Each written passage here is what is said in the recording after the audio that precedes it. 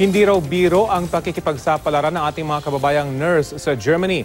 Hamon sa kanila, hindi lang ang wika, kundi ang kultura at klima roon. Pero kahit dayo lang, kita na ang galing sa pag-aaruga at pagtatrabaho ng mga Pinoy. Narito ang special report. Also, hi, hallo, ich bin Ken.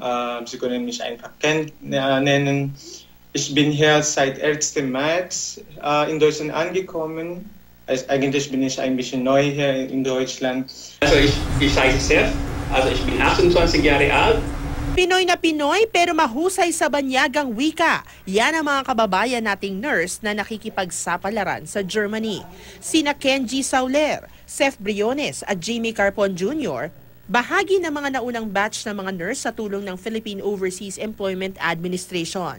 300 nurse ang pinupunan ng mga Pinoy sa Germany sa pamamagitan ng Triple Win Project na kasunduan ng dalawang bansa na inihahanda ang ating mga nurse para sa pagtatrabaho sa Europa. Pero hindi raw biro ang pinagdadaanan ng ating mga bagong bayani, maliban kasi sa panibagong kultura at lagay ng panahon. Yung una po namin challenge talaga is yung language kasi ibang-iba yung salita po nila. 2 taon pa raw muna silang nag-back to school bago maging ganap na nurse sa Germany.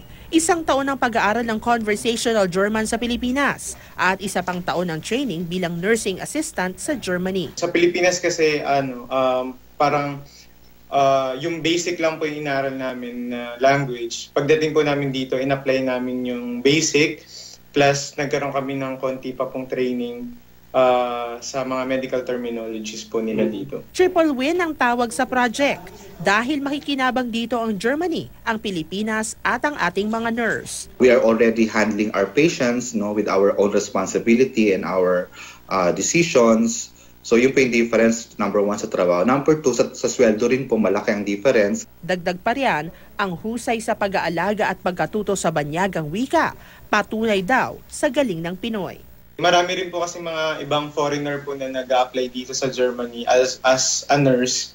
Pero yung kung paano daw po magsalita yung mga Pilipino, mas maganda daw po tayong pakinggan kumpara sa iba. Naging maganda yung pagkakataon namin na may pakita namin yung galing ng Pilipino at kung paano po mag-alaga ang Pilipino sa mga pasyente.